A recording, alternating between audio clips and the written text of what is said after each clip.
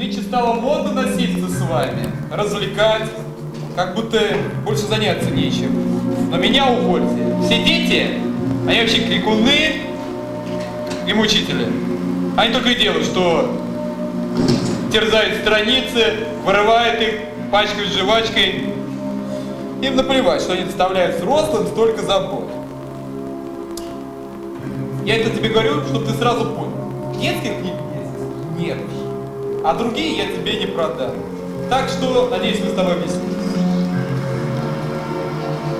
Только не все дети такие. Ты еще здесь? Что бы сделал такое, чтобы ты ушел отсюда? Ты не посоветуешь? Вообще-то ты что-то сказал там важное. Ничего особенного. Я сказал только то, что не все дети такие, как вы думаете. О, ах, вот оно что. По-видимому, как раз ты и есть то самое исключение, да? Манеры-то какие. Хотя бы представился сначала, когда вошел. Меня зовут Бастиан.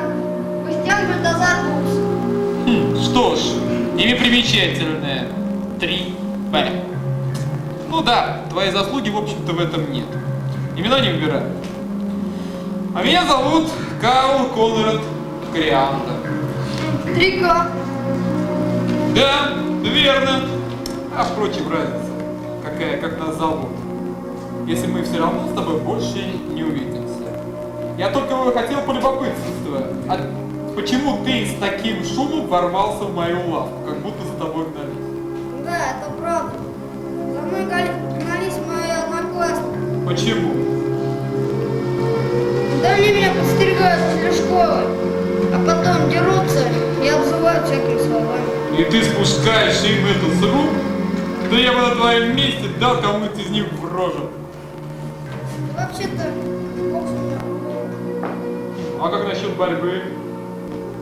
Футбол, гимнастика? Или ты вообще ничего не можешь? Короче, другими словами, ты слаба. Что, нет? Ну, разговаривать ты, по крайней мере, умеешь. Мог бы что-нибудь в ответ сказать, когда не нравится? Да я один раз попробовал. Ну и как? Они заперли меня в мусорный бак и привязали к крышке. Я потом 2 часа кричал до тех пор, пока меня не услышали. И теперь ты, значит, больше не отваживаешься. Да ты, приятель, по-видимому, еще и трус. А в заглавии было... Бесконечная книга. Какое странное название. Страстью Бастиана Балтазара Букса были книги. Вот оно, о чем он всегда мечтал. Книга, которая никогда не кончается. Побежал, даже не заметил надпись над дверью. Какой надпись?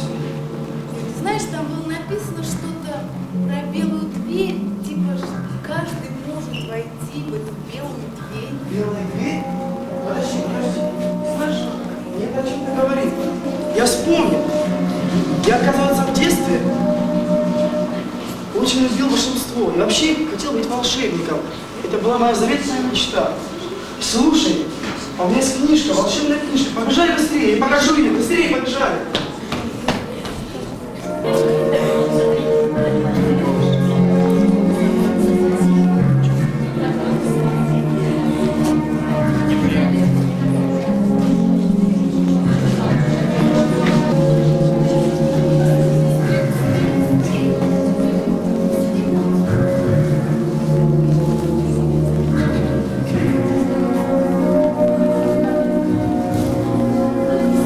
Да помню, я здесь кувыркалась, сейчас я не помню.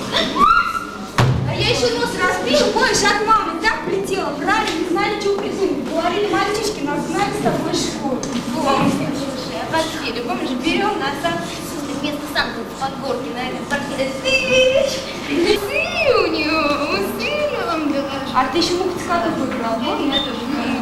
Да, женщина. А помнишь, зима была такая холодная вообще? Помню. А помнишь, родители по очереди собирали нас, значит, всех детей нашего двора к себе в квартиру и читали сказки по вечерам, помнишь?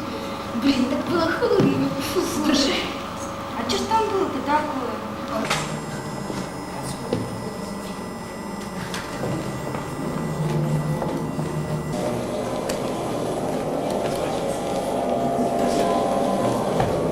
Наш. А я бы не догадалась. Хотя и корабль этот, это здание тоже фантазия. И камин это тоже фантазия. Да книга тоже, впрочем, фантазия. Но мы здесь. И вы здесь. А значит, это реальность. Вот одна из тех историй, о которых люди спорят, и не день, не два, а много лет. Начали и тянулись в деревья, обещал прогноз, то снег, то зной. В садах рожденных песен, ветер гонит был и весел, и дорогу знала за собой. Забегая вдруг, ты назад посмотришь вдруг, там увидишь ровно свет, сияющий на свет. Пусть идут дожди, ложь бег от них не жди, там непройденных дорог сумел пробить Ростов. Если солнце на ладони, если сердце в звуках тонет, ты потерян для обычных дней. Для тебя сияет полночь, и звезда спешит на помощь, возвращая в дом к себе друзей. Замыкая круг, ты назад посмотришь